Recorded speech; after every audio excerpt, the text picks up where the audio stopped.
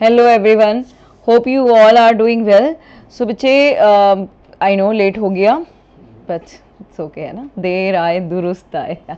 खैर, क्या करने वाले हैं आज की क्लास में हम डिस्कस करने वाले हैं सीरियस 2025 के सेकेंड वाला जो अभी संडे में एग्ज़ाम हुआ है उसके साइंस पार्ट का डिस्कशन। आई नो आप लोगों ने आंसर की मिल गई होगी, आप लोगों ने वहाँ से मैच भी कर लिया होगा, है ना। तो थोड़ा सा डिटेल देख लेते हैं, सॉल्यूशन देख लेते हैं, क्वेश्चंस के बारे में बात कर लेते हैं। आई नो ये पेपर आपका बहुत अच्छा गया होगा, क्योंकि जैसा कि मैं हमेशा बताती हूँ कि भाई 70-80% पेपर जो है वो पुराने पैटर्न का ही आता है, और बिल्कुल ऐसा ही आया है।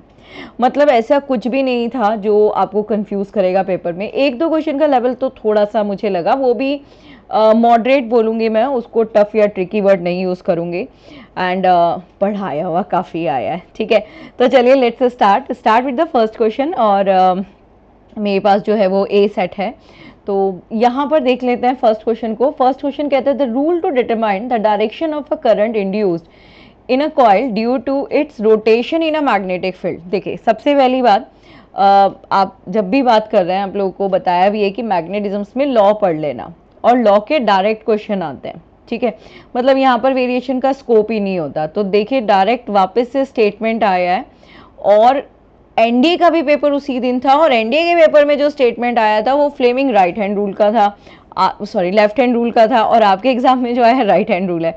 तो basically correct answer is Fleming right hand rule. कैसे पता चला? इंड्यूस्ड करंट जो है वो राइट हैंड रूल से एक्सप्लेन होता है, ठीक है। लेफ्ट हैंड से क्या पता चलता है? फोर्स, मैग्नेटिक फील्ड और करंट का डायरेक्शन जो परपेंडिकुलर होता है, ठीक है। ये राइट थंब रूल जो होता है ये क्लॉकवाइज, एंटी क्लॉकवाइज करंट और फोर्स के डायरेक्शन को रिप्रेजेंट करता है। हुंस रूल बेसिकली वो वाला इलेक्ट्रॉन कॉन्फ़िगरेशन जो हम करते हैं वो उसमें इन्वॉल्व होता है। खैर, ये तीनों रूल मेरी साइड से इंपॉर्टेंट हो गए। अब आपने क्या करना है, अगर आप सीडीएस 2026 के फर्स्ट के लिए तैयारी कर रहे हैं तो आप इन तीनों रूल को स्टेटमेंट वाइज पढ़ लीजिएगा, डिटेल में जाने की जरूरत नहीं है, सिर्फ स्टेटमेंट पढ़ लीजिएगा। एक छोटा सा डायग्राम होता है वो देख लीजिएगा, हालांकि मैं भी रिकॉर्डेड क्लास यहाँ पर डालने वाली हूँ, ठीक है। तो इसका आंसर क्या हो गया? सी वाला हो गया। आगे बढ़ते हैं। The car travel a total distance L if travel half a distance with the speed of v1 and half the speed with the v2। देखो, पहले ही बताते हैं आपको, ये वाला क्वेश्चन एनडीए में ऑलरेडी आ चुका है, और एक बार नहीं दो बार आ चुका है। इसलिए मैं हमेशा क्लास में कराती थी और मैं बोलती थी कि जब भी आपको एवरेज स्पीड और एवरेज वेलोसिटी निकालनी है, जब इक्वल डिस्टेंस ट्रेवल हो, एक v1 और एक v2, चाहे टोटल डिस्टेंस कितना भी दिया हुआ हो, उससे कोई लेना देना नहीं, एवरेज का डायरेक्ट फॉर्मूला लगाना होता है 2v1v2 upon v1 plus v2, है ना। तो ये पहले भी आया है, एनडीए में तो दो बार आया है, एक बार सीरियस में आया था अप्रॉक्स 2019-20 के आसपास में। तो yes, it is in your option. But अगर आपको ये नहीं आता था, फॉर्मूला नहीं पता था, तो आप निकाल भी सकते हो। भाई, एवरेज स्पीड का फॉर्मूला क्या हो जाएगा? Total distance upon total taken time. मान लो फर्स्ट वाले का टाइम आपने t1 लिया, सेकेंड वाले का टाइम आपने t2 लिया, तो t1 t2 की वैल्यू निकाल लीजिए। कैसे निकालेंगे? Speed is equal to distance upon time का फॉर्मूला लगाएंगे, time is equal to distance upon speed. तो फर्स्ट वाले में अगर l डिस्टेंस था तो हाफ डिस्टेंस हो गया l/2, और स्पीड कितनी थी? v1, और t2 के लिए क्या हो जाएगा? सेम हाफ डिस्टेंस था और ये हो गया v2। देखो यहाँ पर सब्स्टिट्यूट कर दो, ये l ऐसा ही रहेगा, t1 की जगह पर आ जाएगा this is l/2v1 plus this is l/2v2, ठीक है। एलसीएम लेंगे, सॉल्व करेंगे, और आपका ओवरऑल आंसर आ जाएगा 2v1v2 upon v1 plus v2। तो करेक्ट आंसर क्या हो गया? बी हो गया, ठीक है भाई। चलिए अब बढ़ते हैं नेक्स्ट क्वेश्चन की तरफ। नेक्स्ट है आपका third question. The linear momentum of a particle is conserved if. ये कहाँ से लिया गया है? ये जो आपके लॉ ऑफ मोशन है उसमें सेकेंड वाला जो लॉ है ना, जो बताता है rate of change in momentum is equal to the force. तो अगर हम वहाँ से बात करें तो ये आपका फॉर्मूला हो गया भाई, ठीक है। और अगर इस फॉर्मूले के अकॉर्डिंग हम बात करें तो कहते हैं लीनियर मोमेंटम कब कंजर्व्ड होगा? तो लीनियर मोमेंटम तब कंजर्व्ड होगा, मतलब सेम कंजर्व का मतलब है पहले और बाद में सेम, उसे हम कंजर्व वर्ड यूज करते हैं। तो जब ये जो फोर्स है ये क्या हो जाए? ये जीरो हो जाए, क्योंकि अगर ये मैक्सिमम होगा तो that's mean it is increases directly proportional, आ गया ना। तो वर्क रिलेट नहीं करता, ये एलिमिनेटेड, ये एलिमिनेटेड। नेट टॉर्क यहाँ पर नहीं होता, we talking about the force only, that's why ये हो गया B, net force is zero, ठीक है भाई। और बढ़ते हैं आगे। When a stone tie to a string a, अरे भाई ये तो ऐसा लगा जैसे उन्होंने हमारी क्लास सुन ली हो। हाँ, मैं हमेशा बताती हूँ ना सर्कुलर मोशन में सेंट्रीपिटल और सेंट्रीफ्यूगल के डायरेक्शन को, कि भाई एक स्ट्रिंग लिया, उस पर कोई बॉल बांधी और आप उसको अपने हैंड से रोटेट कर रहे हो, है ना। मैं सेंट्रीफ्यूगल के डायरेक्शन के लिए बेसिकली ये एग्जाम्पल देती हूँ। तो देखो ये ऐसे करके कंप्लीट राउंड हुआ है ना। जब ये राउंड कंप्लीट होता है तो हम लोग डिस्प्लेसमेंट को जीरो बोलते हैं, बिल्कुल बोलते हैं। तो अब अगर मुझे यहाँ पे वर्क डन निकालना हो तो we said F S, right, और कॉस थीटा, यही फॉर्मूला यूज करते हैं ना। अब ये तो मेंशन ही नहीं करा कि वन राउंड कंप्लीट है, तो याद रखना यहाँ पर we will take that, like जब भी स्ट्रिंग के बारे में बात कर रहे हैं यहाँ पर, तो बेसिकली इस एंगल को 90 लेके चल लीजिए, या नहीं भी 90 रखिए।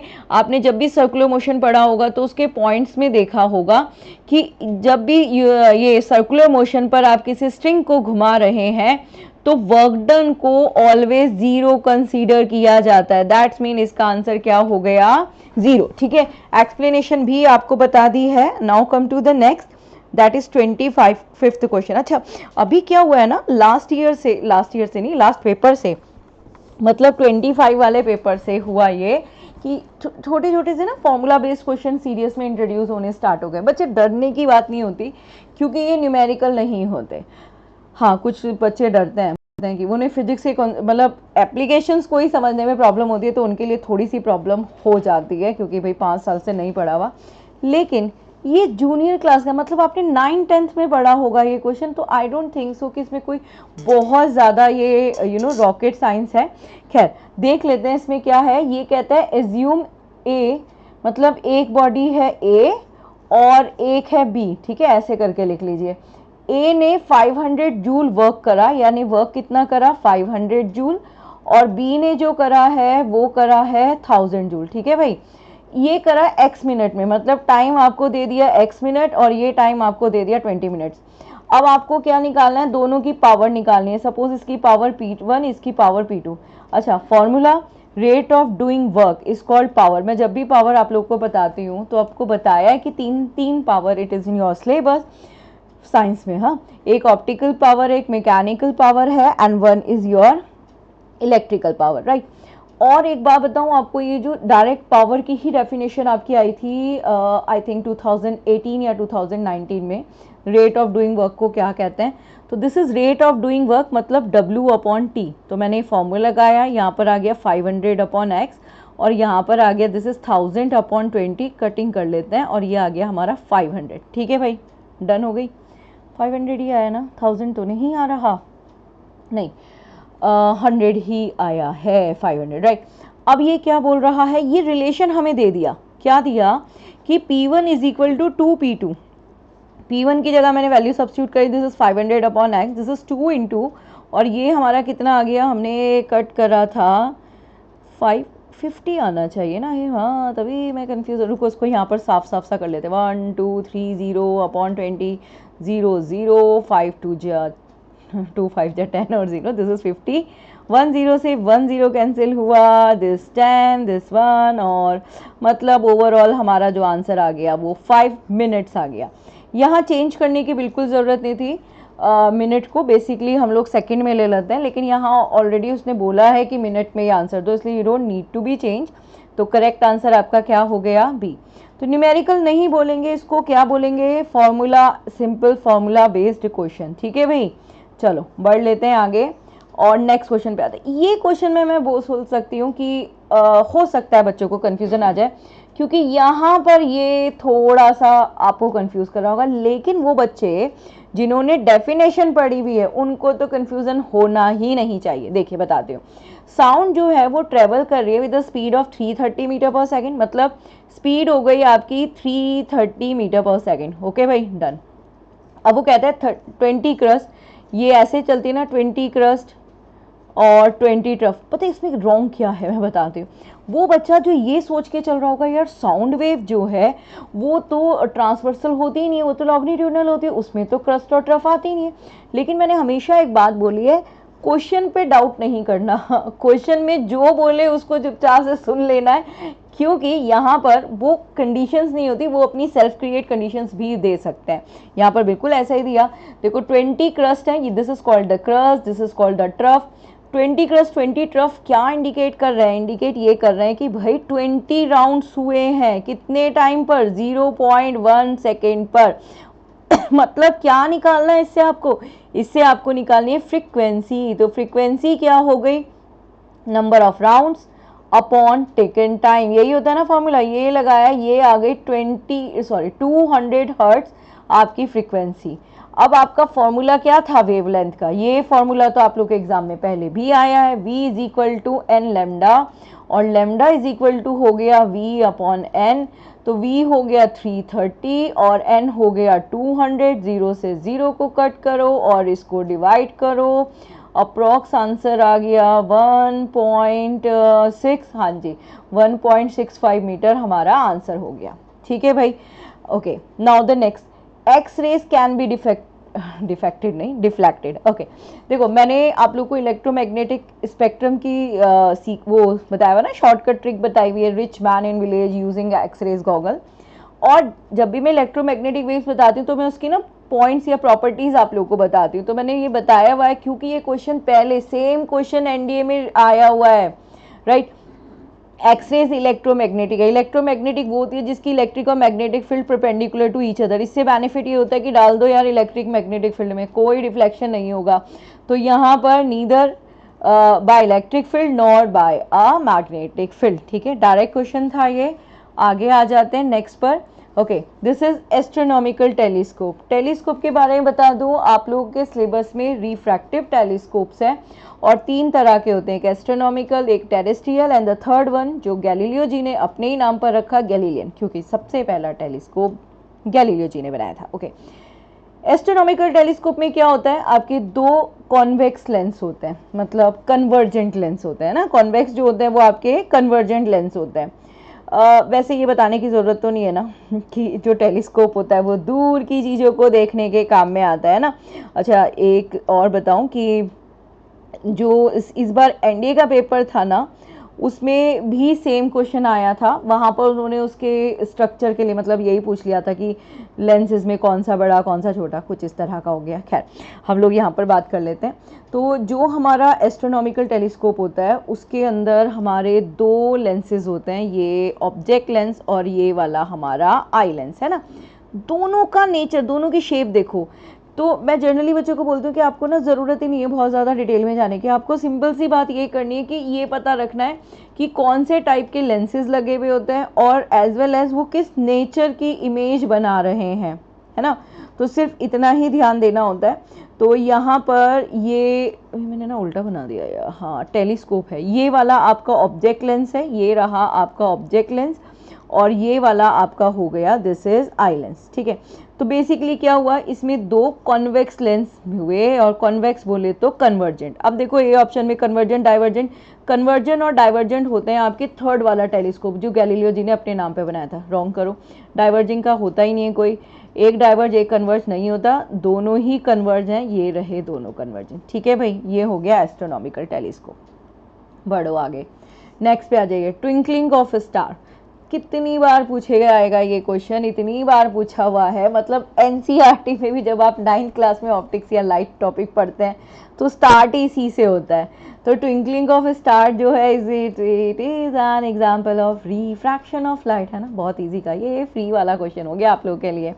चलिए आगे बढ़ते हैं। This is when D graph generator. ठीक है, सबसे पहले ना यहाँ पर ये देखो, ये जनरेटर है ना। तो थोड़ा सा इसके बारे में जान लीजिए। ये वो जनरेटर है जो डीसी करंट को जनरेट करता है ना। कैसे करता है, बेसिकली इसमें इलेक्ट्रोस्टैटिक जनरेटर है, ये इलेक्ट्रोस्टैटिक जनरेटर है जिसमें एक बेल्ट होती है, मूविंग बेल्ट होती है, जिसको एक्यूमुलेट करा जाता है बहुत हाई अमाउंट इलेक्ट्रोस्टैटिक चार्ज से। ठीक है, और फिर इसमें बहुत हाई पोटेंशियल डिफरेंस होता है, जो जो स्पेयर है और जो भी यहाँ पर गार्ड ट्यूब्स है, जो भी रहता है। बेसिकली इसका ओवरऑल कंक्लूजन मैं आपको बता देती हूँ। इसमें जो जनरेट होती है ना बहुत हाई वोल्टेज होती है, लेकिन बहुत लो करंट की साथ प्रोड्यूस होती है। लो करंट और लो दोनों में है, लेकिन ये प्रोड्यूस करता है डायरेक्ट करंट। ठीक है, तो ये वाला क्वेश्चन जो है ये इलेक्ट्रिसिटी का है, और इलेक्ट्रिसिटी के टॉपिक में एक जो है वो इक्विपमेंट रिलेटेड क्वेश्चन आ जाता है ना, डिवाइस बेस्ड क्वेश्चन आ जाते हैं। तो फिर वापस आया ये डिवाइस बेस्ड क्वेश्चन, तो इसका जो करेक्ट आंसर हो गया वो ये हो गया। अच्छा, यहाँ पर थोड़ा सा कंफ्यूजन हो सकता है स्टूडेंट को, क्योंकि इलेक्ट्रोस्टैटिक चार्ज भी है। तो इलेक्ट्रोस्टैटिक चार्ज ना वो यूज़ करता है क्या प्रोड्यूस करने के लिए, हाई वोल्टेज और डीसी जनरेटर को प्रोड्यूस करने के लिए। तो इसने यहाँ पर यही बोला कि ये जनरेट क्या कर रहा है। तो यहाँ बच्चा कंफ्यूज कर सकता है, मैं मान सकती हूँ कि इसमें स्टूडेंट को कंफ्यूजन हुआ होगा, क्योंकि यहाँ पर इलेक्ट्रोस्टैटिक चार्ज पर आप लोगों ने कहीं ना कहीं सोचा होगा, क्योंकि इसको रिलेट कर लिया होगा। ठीक है भाई, चलिए आगे बढ़ते हैं, नेक्स्ट क्वेश्चन की तरफ चलते हैं। तो फिजिक्स के हमारे 10 क्वेश्चन हो गए। जैसे कि अच्छा, बच्चे कंफ्यूज हो गए थे ना 2024 के फर्स्ट पेपर में कि फिजिक्स के क्वेश्चन नहीं आए, देखो वापस से फिजिक्स के 10 क्वेश्चन आ गए। चलिए अब स्टार्ट करते हैं ये नेक्स्ट क्वेश्चन को। ये है केमिस्ट्री का क्वेश्चन। यहाँ पे कहते हैं which one of the following metal is widely extracted by the electrolysis of its molten compound. देखो, मोल्टन कंपाउंड से हम उसे ही एक्सट्रैक्ट करते हैं जो बहुत रिएक्टिव होते हैं। अब आप सबसे पहले ऑप्शंस में जाएंगे, ऑप्शंस में देखेंगे सबसे ज़्यादा रिएक्टिव क्या है, सोडियम। कहाँ पड़ा, मेटल रिएक्टिविटी सीरीज में पड़ा, तो बस यहीं पे ले लेंगे। ठीक है, जो जितना ज़्यादा रिएक्टिव होगा उसको उतना ही मोल्टन स्टेट में फिर हम सेपरेट करते हैं। ठीक है भाई, मेटलर्जी का क्वेश्चन हो गया। नेक्स्ट पर आते हैं, इनमें से कौन सी property, which one of the following is not the property of graphene. What do you knows about graphene. देखो मेरे सारे स्टूडेंट्स तो जानते हैं ग्रेफिन, क्योंकि मैंने बहुत बार बताई ये बात। ग्रेफिन भी क्या है, आपका एलोट्रॉप ऑफ कार्बन है। ठीक है, जब ग्रेफाइट बन रहा होता है तो उसके जो फर्स्ट फेज होता है उसको ग्रेफिन कहते हैं। ग्रेफिन में बेसिकली क्या होता है, ये थिनेस्ट एलोट्रॉप है, ट्रांसपेरेंट होता है और इतना मतलब पतला होता है ना, इसको ब्रश की हेल्प से लगाया जाता है मोस्टली, जब आप टच स्क्रीन मटेरियल की तरह से इसको यूज़ किया जाता है। इतना थिन होता है ना, ये जो आपका नोटबुक का पेज है ना उसका भी 1/10 इतना पतला होता है। और ऑफकोर्स कंडक्टिविटी बहुत अच्छी है, तभी तो उसको टच स्क्रीन मटेरियल की तरह से यूज़ किया जा रहा है। तो यहाँ पर कहता है ग्रेफिन से रिलेटेड इसमें कौन सी प्रॉपर्टी करेक्ट नहीं है। Let's see the statement. It is the thinnest material as known so far. ठीक है, थिनेस्ट है, करेक्ट है कहीं ना कहीं। कंप्लीटली ट्रांसपेरेंट है, बिल्कुल है, टच स्क्रीन मटेरियल हमेशा ट्रांसपेरेंट ही होते हैं। ठीक है, हाईली कंडक्टिंग है, बिल्कुल, तभी तो आप टच स्क्रीन मटेरियल की तरह से यूज़ कर रहे हैं ना। अब ये कहता है it is a wide band gap semiconductor. भाई अगर कंडक्टिंग प्रॉपर्टी शो कर रहा है तो फिर ये सेमीकंडक्टर कैसे हो सकता है ना। तो दैट्स मीन ये एलिमिनेटिंग है, और अगर नहीं भी पता था तो यहाँ से आप कहीं ना कहीं कंपेयर करके निकाल सकते थे, और कंडक्टर और सेमीकंडक्टर प्रॉपर्टी एक साथ नहीं आ सकती। ठीक है, चलिए नेक्स्ट पर आते हैं। Why do plastic not degrade easily. भाई प्लास्टिक का मतलब क्या होता है, प्लास्टिक क्या है आपकी, दिस इज पॉलीमर। पॉलीमर्स का मतलब क्या होता है, ये एक यानी एक ही स्ट्रक्चर की एक लंबी सी चेन। ईच चेन किससे कनेक्ट होती है, ईच चेन कनेक्ट होती है बाय द कोवैलेंट बॉन्ड, क्योंकि अगर आयनिक या कोई दूसरा बॉन्ड होगा तो ये आपस में कंबाइन करके एक न्यू कंपोजिशन फॉर्म कर लेंगे।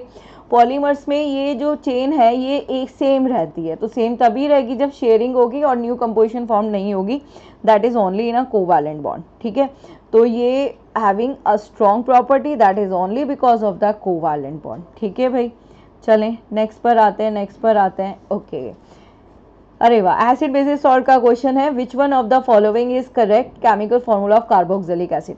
मैंने आप लोग को जब भी एसिड्स पढ़ाए हैं तो ये बात बताइए कि आप जब भी एसिड पढ़ें तो थ्रू द फंक्शनल ग्रुप पढ़ें, और आप लोग को 3 ही फंक्शनल ग्रुप बताए हुए हैं कि इन्हीं 3 को पढ़ना, आपके एग्जाम में यही 3 आते हैं मोस्टली।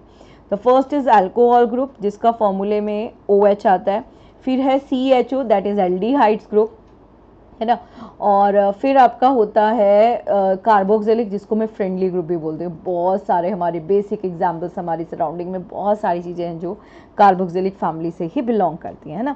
तो दिस इज COH, और मुझे डायरेक्ट दिख रहा है दिस इज COH, तो मैं इधर उधर क्यों जाऊँ, तो ये रहा करेक्ट आंसर। ठीक है भाई, चलिए नेक्स्ट पर आते हैं, नेक्स्ट पर आते हैं। ये देखिए, इस वाले क्वेश्चन में स्टूडेंट कंफ्यूज हुए होंगे, बताती हूँ क्यों। बेंजीन, आप लोग को कार्बन एंड कंपाउंड्स का टॉपिक है उसको मैं 3 पार्ट्स में ऐसे डिवाइड करती हूँ, बोलती हूँ उसमें 3 पार्ट कर लीजिएगा। एक आप एलोट्रॉप्स पढ़ लीजिए, एलोट्रॉप्स पढ़ लीजिए, ठीक है। एक में सैचुरेटेड अनसैचुरेटेड वाला डिफरेंसेस पढ़ लीजिए, सैचुरेटेड एंड अनसैचुरेटेड। और एक में होमोलोगस सीरीज कार्बन की कहाँ से 1 से लेके 10 तक की है ना, अप टू 10 तक पढ़ लो, यहीं से क्वेश्चन आ जाएगा। तो यहाँ से अगर हम बेंजीन देखें तो हमारा बेंजीन का फॉर्मूला हो गया C6H6 है ना। अब सोचो अगर आपको इसका स्ट्रक्चर बनाना है तो कैसे बनाओगे, 1 2 3 4 5 6 राइट, ईच की साथ एक हाइड्रोजन, ईच की साथ एक हाइड्रोजन, लो भाई ईच की साथ हाइड्रोजन का, बट क्या ये स्टेबल हुआ, नहीं हुआ। इसको देखो यहाँ पर कार्बन को एक ही मिला है ना इलेक्ट्रॉन, लेकिन कितने चाहिए इसको 4, तो एक ही इसने इससे ले लिया, 2 इससे ले लिया, 2 3 4 ठीक है। अब इस वाले कार्बन की बात करते हैं, 2 और 3 हो गए 4 हो गए।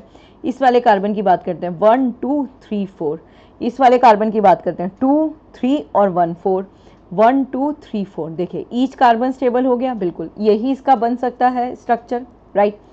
तो अब यहाँ अगर मैं इन सारे पॉइंट्स की बात करूँ तो हो सकता है ये हमने ना पढ़ा हो, क्योंकि सीरियस लेवल पे स्टूडेंट जर्नली ये स्टडी नहीं करते हैं ना इतनी सारी कि भाई उसका बॉन्ड एंगल क्या है। बॉन्ड एंगल हम मोस्टली सिर्फ वाटर के बारे में ही बात करते हैं राइट। यहाँ पर अगर कन्फ्यूज़न, मैं बोल सकती हूँ कि इस क्वेश्चन में आपको थोड़ा कन्फ्यूज़न होगा, लेकिन जब कन्फ्यूज़न होता है तो क्या होना है, IQ लेवल थोड़ा सा यूज़ करना होता है। तैयारी करिए आपने, isomers words is not new for you है ना। ये आपका कोई भी कंपाउंड है, इसको आप कितनी तरह से स्ट्रक्चर बना सकते हैं, दिस इज कॉल्ड आइसोमर्स, और इसका कोई भी आइसोमर्स पॉसिबल ही नहीं है राइट। तो इसके कोई आइसोमर्स, स्टैंडर्ड आइसोमर्स होते ही नहीं है। तो ये वाला रॉन्ग स्टेटमेंट हो गया। आपने ऐसा स्ट्रक्चर बनाकर देखना, तो स्ट्रक्चर बनाना आना चाहिए इतना, क्योंकि ये आई थिंक 9th से स्टार्ट हो जाता है, 9th नहीं तो 10th में बताया गया होगा। तो आइसोमर्स वाला, हाँ ये क्वेश्चन को मैं बोलूँगी हो सकता है बच्चा कंफ्यूज हो जाए, ठीक है। चलो आगे बात करते हैं। Which one of the following is not a nitrogen fertiliser. ये मैंने टॉपिक जब भी पढ़ा है ना फर्टिलाइजर, तो मैं आप लोग को बताती हूँ ना कि one of my student asked a question कि भाई मैंने जैसे बताती हूँ कि केमिकल फर्टिलाइजर आपके 3 तरह के होते हैं, ठीक है, नाइट्रोजनियस, फॉस्फेटिक एंड पोटैश। तो one of my student said, मतलब आस्क, ही सेड कि मैम एटमॉस्फेयर में नाइट्रोजन की परसेंटेज तो सबसे ज़्यादा है। आई सेड यस, तो फिर क्यों हमें एडिशनल फर्टिलाइजर डालने की ज़रूरत पड़ रही है, end of course it is a good question है ना। तो वहाँ पर मैंने बताया कि आपके एटमॉस्फेयर में जितनी भी गैसेस होती हैं ये सब इनर्ट फॉर्म में होती हैं। इनर्ट फॉर्म का मतलब है ये डायरेक्ट कहीं पर भी रिएक्ट नहीं कर सकती। इनको अगर हमें यूज़ करना है तो हमें इसमें कुछ ऐड करना पड़ेगा, किसी मीडियम को लेना पड़ेगा या किसी कैटलिस्ट की ज़रूरत होगी। जैसे नाइट्रोजन फिक्सिंग आपने बैक्टीरिया के बारे में सुना होगा है ना, तो वो एटमॉस्फेयर के लेके फिक्स कर रहा है। तो सेम ऐसे ही जो एटमॉस्फेयर की नाइट्रोजन है ये कभी भी फर्टिलाइजर का काम नहीं कर सकती। अगर आपको ये भी नहीं पता था तो क्लास देख लीजिएगा केमिकल फर्टिलाइजर जब मैंने पढ़ाए हुए हैं। तो ये तो हो गया यूरिया, नाइट्रोजन यूज फर्टिलाइजर है, बिल्कुल है। अमोनियम नाइट्रेट बिल्कुल है, अमोनियम सल्फेट बिल्कुल है। तो थ्रू द एलिमिनेशन भी आप लोग कर सकते थे, ठीक है। तो इसका जो करेक्ट आंसर हो गया वो सी हो गया। चलिए भाई नेक्स्ट क्वेश्चन की तरफ बढ़ लेते हैं। Next okay, this is the next question. Periodic table का क्वेश्चन है, ट्रांजिशन मेटल्स की जर्नल इलेक्ट्रॉन कॉन्फ़िगरेशन। ये वाले क्वेश्चन को मैं वापस बोलूँगी, बच्चे कंफ्यूज होते हैं, क्योंकि जब मैं ऑफ इलेक्ट्रॉन कॉन्फ़िगरेशन भी पढ़ाती हूँ ना स्टूडेंट्स को, तो बोलते हैं मैम कितने क्वेश्चंस आने हैं, करना ज़रूरी है क्या। आई नो, जब नहीं पढ़ा हुआ होता फिर एक बार पढ़ रहे होते तो थोड़ा कन्फ्यूज़ तो करते ही हैं बच्चे, होता भी है ना। 5 साल से ना पढ़ो और सडन कोई नई चीज़ पढ़ाई जाए तो थोड़ा कन्फ्यूज़न होता ही है। देखिए बच्चे, ये ऑफ इलेक्ट्रॉन कॉन्फ़िगरेशन से है, और जब आप वो पढ़ लेते हैं तो आपको पता चल जाता है कि ट्रांजिशन की कंपोजिशन क्या होगी, एटलीस्ट कंपोजिशन के बारे में। तो पीरियोडिक टेबल में जो हमारा ट्रांजिशंस मेटल्स होते हैं उसमें जो डी ऑर्बिटल है, ठीक है, डी ऑर्बिटल वो पार्शियली फिल होता है, एंड इसका जो एक इलेक्ट्रॉन कॉन्फ़िगरेशन है उसका फॉर्मूला है n-1 और d।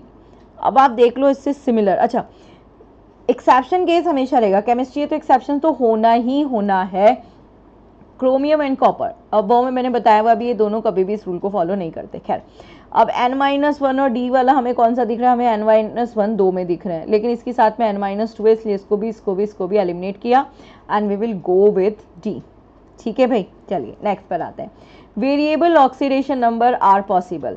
ओके, ऑक्सीडेशन नंबर में मैं आप लोगों को कुछ लिमिटेड पॉइंट्स लिखाती हूँ, मोस्टली उसी में से क्वेश्चन आता है। और देखो ये भी आया, सोडियम आपका +1 ऑक्सीडेशन नंबर, कैसे पता, अभी बताती हूँ। कैल्शियम +2, लिथियम जो है वो +1 है और आयरन जो है वो 2 ऑक्सीडेशन नंबर शो करता है, एक +2 एक +3। हो सकता है नहीं पता हो आयरन का, तो आप थ्रू द एलिमिनेशन भी निकाल सकते हैं। देखिए पीरियोडिक टेबल में जो फर्स्ट ग्रुप है एल्केलाई वाला, उसका ऑक्सीडेशन नंबर +1, एल्केलाइन वाले का ऑक्सीडेशन नंबर +2 होता है। तो ये दोनों और ये सेम है ना। बट जो आयरन है ये आपने सुना भी होगा, फेरिक फेरस है ना, 2 तरह के कंपाउंड बनाते हैं। तो 2 तरह के कंपाउंड बनाते हैं तो ऑफकोर्स क्या होगा, ऑक्सीडेशन नंबर भी एक से ज़्यादा शो कर सकता है ना। तो शायद इसमें भी बच्चे को कन्फ्यूज़न हो सकता है, लेकिन सारे क्वेश्चन सेम और आपके पढ़े हुए नहीं आ सकते। 30 में से अप्रॉक्स अगर आपके 25-26 क्वेश्चन ही पढ़े हुए आ गए तो दैट्स रियली वेरी गुड है ना। तो 3-4 क्वेश्चंस का मान के चलिए कि वो यूपीएससी जो है वो मैं हमेशा क्या बोलती हूँ, इमेज कॉन्शियस है, तो वो सेम पैटर्न रिपीट नहीं करती। कहीं कहीं कुछ क्वेश्चंस ऐसे भी होते हैं जो अब तक ना आए हों, तो ये वहीं से लिया जा सकता है। ठीक है, चलो करेक्ट आंसर सी वाला हो गया, आयरन हो गया। नेक्स्ट क्वेश्चन पर आते हैं। इनमें से किसकी स्मेल जो है वो रॉटन एग वाली है। वैसे कन्फ्यूजन नहीं होना चाहिए क्योंकि मैं क्लास में बताती हूँ कि हमारे यूरिन में स्मेल आनी स्टार्ट हो जाती है, क्योंकि यूरिन का पीएच वेरी करता है, that is because of ammonia. तो अमोनिया की स्मेल ऐसी नहीं होती। एसिटाइलिन की जो स्मेल होती है मैंने बताया हुआ अभी, ये जो टॉनिक्स वगैरह होते हैं वहाँ पर थोड़ी स्वीट स्मेल होती है, स्वीट स्मेल, तो ये भी यहाँ पर नहीं आती। एंड अब बचा हाइड्रोजन सल्फाइड और सल्फर डाइऑक्साइड। देखो सल्फर डाइऑक्साइड से इन्वॉल्व है ना एसिड रेन, थोड़ी सी स्मेल तो रहती है जहाँ पर एसिड का इफेक्ट रहता है, मतलब एसिड रेन का, बट इट इज़ नॉट बहुत ज़्यादा रॉटन एग वाली स्मेल नहीं होती, क्योंकि वो होती है हाइड्रोजन सल्फाइड की smell.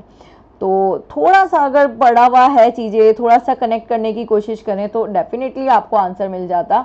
This B should be the correct answer. Now the next, ये वाली इक्वेशन बहुत ईजी है। देखिए सल्फेट बेरियम के साथ हो गया, क्लोरीन पोटेशियम के साथ हो गया, यानी कि डिस्प्लेसमेंट रिएक्शन हुई और दोनों में हुई है डबल डिस्प्लेसमेंट रिएक्शन। ठीक है भाई, चलिए आगे बढ़ते हैं।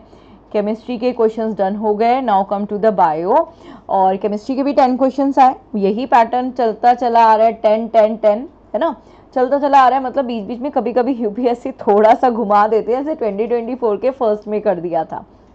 ये वाला क्वेश्चन पढ़ाया हुआ होगा, क्योंकि मैंने इसमें भी आप लोगों को ट्रिक बताई थी कि ये सिर्फ ऑर्डर लर्न कर लीजिएगा, क्योंकि फाइलम बहुत ज़्यादा है। मेरे तो बहुत सारे स्टूडेंट थे जो कहते थे मैम इतना फाइलम लर्न नहीं होता। तो इसका जो सीक्वेंस था वो बताया था, this is keep place clean और family get sick, kingdom phylum class, ठीक है, order family genus species.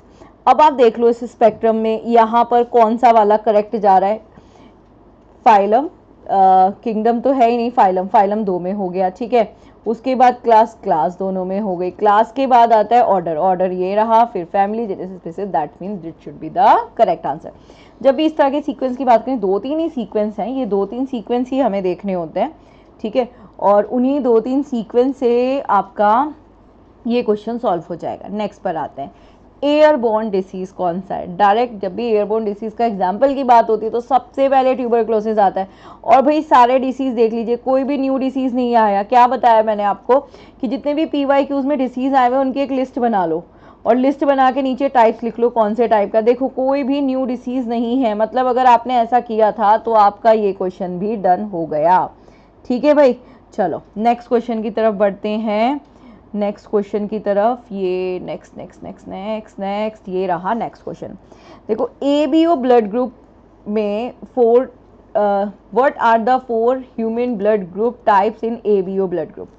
ABO blood group जो आपका होता है, मैंने जनरली बताया उसमें एंटीजन एंटीबॉडीज़ की फॉर्मेशन ऐसी ही होती है, लेकिन यहाँ पर अगर मैं इन ऑप्शंस में भी जाऊँ, है ना, देखो this is AO BO, AO और BO आपने कभी पढ़ा नहीं होगा ना ब्लड ग्रुप में, इसको एलिमिनेट किया। सेम ऐसे यहाँ पे AO आ गया, एलिमिनेट करा, सेम ऐसे यहाँ पे BO आ गया, एलिमिनेट करा, दैट इज B। ठीक है भाई, चलो आगे बढ़ते हैं। Which one of the following is not the part of male reproductive system in a human being. देखिए बच्चे, रिप्रोडक्टिव सिस्टम का एक क्वेश्चन आता है ना, और जब भी आप अपने लेवल पे भी पढ़े, मत जाओ डिटेल में, लेकिन सिर्फ स्टेप बाय स्टेप जितने ऑर्गन्स इन्वॉल्व हैं एटलीस्ट उनकी लिस्ट बना लो, ऑर्गन के साथ कौन कौन सा ग्लैंड इन्वॉल्व है लिस्ट बना लो, डिटेल में जाना ही नहीं है ना। तो तो यहाँ पर अगर आपने ऐसे ही पढ़ा था तो देख लिया होगा, this belongs to female reproductive system. ठीक है भाई, चलो आगे बढ़ते हैं। इनमें से which of the following are the different parts of human brain. Oh my God, इससे ज़्यादा इजी क्वेश्चन हो ही नहीं सकता। ह्यूमन ब्रेन को 3 ही पार्ट में डिवाइड किया जाता है, फोर ब्रेन, मिड ब्रेन और हिंड ब्रेन। ठीक है, फर्स्ट वाले में स्टैंडर्ड ब्रेन, ये तो पता नहीं किस में होता होगा, है ना, wrong answer. Median brain, rear brain नहीं होता। Fore brain, mid brain, hind brain, that should be the correct answer. भूल जाओ, ये सारे ऑप्शन बेकार, रॉन्ग। ठीक, नेक्स्ट पे आ जाइए। दिस क्वेश्चन 2019 एनडीए में आ चुका है, यानी एनडीए का क्वेश्चन आपके एग्जाम में रिपीट हुआ है। टूथ एनिमल, डाइजेस्टिव सिस्टम के टॉपिक में हमेशा मैं स्टूडेंट्स को बताती हूँ, यानी मेरे स्टूडेंट्स का तो ये करेक्ट हो गया, right. Tooth animal is made up of, देखो मैं हमेशा ऐसे बताती हूँ, पल्प कैविटी हो गई, ऊपर डेंटाइन हो गया और ये इनेमल हो गया। Dentine calcium carbonate, enamel calcium phosphate, calcium carbonate की प्रोटेक्शन करने के लिए कैल्शियम फॉस्फेट, और ये रहा ए ऑप्शन पे। कुछ ज़्यादा डिस्कशन की ज़रूरत ही नहीं है, स्कोप ही नहीं है। नेक्स्ट पे आते हैं। The inner lining of the human linings of the human small intestine has done, अरे भाई ये तो क्लियर डाल दिया ना, फिंगर लाइक प्रोजेक्शन को विलाई स्ट्रक्चर बोलते हैं, और विलाई स्ट्रक्चर हमारी स्मॉल इंटेस्टाइन और लार्ज इंटेस्टाइन में होता है। ठीक, मतलब डाइजेस्टिव सिस्टम के 2 क्वेश्चन हो गए, और वो भी डायरेक्ट वाले। नेक्स्ट पर आते हैं, which one of the following represent disaccharides. ये मैं वापस बोलूँगी, मेरे स्टूडेंट्स का करेक्ट हुआ है। अगर आपको भी ये टॉपिक देखना है तो देख लीजिए, मेरी रिकॉर्डेड क्लास में न्यूट्रिशन है, बैलेंस डाइट करके, वहाँ पर है कि कार्बोहाइड्रेट 3 तरह के होते हैं, monosaccharide, disaccharides and polysaccharides. Polysaccharide के साथ मैं ऑलिगो भी बताती हूँ। मोनो मतलब 1 यूनिट ऑफ कार्बन, डाई मतलब 2, पॉली का मतलब हो गया 10 से ज़्यादा। एक कार्बन यूनिट, एक यूनिट में 6 कार्बन एटम्स होते हैं। तो देखिए डाइसेक्राइड्स है मतलब कि 2 यूनिट्स बोले तो 12 कार्बन एटम्स। ठीक है, 12 कार्बन एटम्स। और प्रॉपर एग्जांपल्स भी बताती हूँ। When you talking about the starch and glycogen, ये बिलोंग करता है, सर है ग्लूकोज हमारा मोनोसेक्राइड्स होता है, और this is also monosaccharide. The correct answer is C, maltose और लैक्टोज। ठीक है भाई, चलिए, मैंने तो इवन जब भी क्लास ली हुई, आप देखना रिकॉर्डेड, मैंने ईच का आपको एग्जाम्पल भी बताया हुआ है ना, कौन कौन से सोर्सेज हैं जिससे आपको मिल सकता है। ओके, जब भी सेल पढ़ते हैं तो सेल में 2 टेबल तो मोस्ट इंपॉर्टेंट है, प्रोक्रियोटिक, यूक्रियोटिक सेल, प्लांट्स और एनिमल सेल। ठीक, यहाँ पर कौन से ऑर्गेनल्स हैं, can be seen in prokaryotic cell, मतलब प्रोक्रियोटिक सेल में मिलता है। माइटोकॉन्ड्रिया नहीं होता, न्यूक्लियस तो होता ही नहीं है। प्रोक्रियोट का मतलब यही है, क्रियोटिक का मतलब है न्यूक्लियस, प्रो का मतलब अभी बन रहा है, डेवलप नहीं है, तो ये तो हो ही नहीं सकता। गोल्गी बॉडीज भी नहीं हो सकती। The correct answer is ribosomes. चलिए नेक्स्ट पर आते हैं। The solution which with a pH value less than 7 का, पीएच स्केल का क्वेश्चन, यानी एसिड बेसिस का है ना। पीएच स्केल क्या होता है, पॉर्टेंस वर्ड था जो बेसिकली यूज किया गया था पी के लिए ना, पीएच पॉर्टेंस। तो पावर ऑफ हाइड्रोजन आयंस है बेसिकली, पॉर्टेंस का मतलब भी पावर से रिलेट करता है। हाइड्रोजन जितने ज़्यादा होंगे उसका पीएच लेवल जो है वो उतना ही बढ़ता चला जाए, मतलब ये एसिडिक बेसिक नेचर को डिफाइन करता है। तो पीएच स्केल में ना 3 मार्किंग होती है, ये 7 से इधर है तो एसिड है, ये सॉल्ट है, न्यूट्रल भी बोलते हैं इसको, है ना, और ये आपका क्या हो गया, बेस। अब वो कहते हैं पीएच की वैल्यू 7 से लेस है तो भाई एसिडिक होगा, मतलब ये थैंक्स बोलना चाहिए यूपीएससी को कि भाई अगर उन्होंने 2 क्वेश्चन टफ दिए हैं तो और सारे क्वेश्चन तो बहुत इजी दे दिए। तो ये थे ओवरऑल साइंस के क्वेश्चन सीरीज 2025 के सेकंड के। देखिए वैसे तो मैंने सारे टॉपिक्स की वीडियोस आप लोगों को ग्रुप पर डाली हुई है, मतलब सॉरी यूट्यूब चैनल पर डाली हुई है। और आजकल ना मैं क्विज भी देती रहती हूँ, क्वेश्चंस भी आप लोगों से पूछती रहती हूँ ताकि आप लोग टच रहें। फिर भी अगर आप लोगों को लगता है कि न्यू वापस से एक फ्रेश कोर्स स्टार्ट करना चाहिए या किसी टॉपिक को डाउट है उसको दोबारा से पढ़ना है तो मुझे मैसेज कर दीजिएगा, मैं उसी टॉपिक की वीडियो या फिर कोई एक न्यू कोर्स स्टार्ट कर दूंगी। ठीक है, ओके भाई, बाय बाय, टेक केयर, जय हिंद एवरीवन।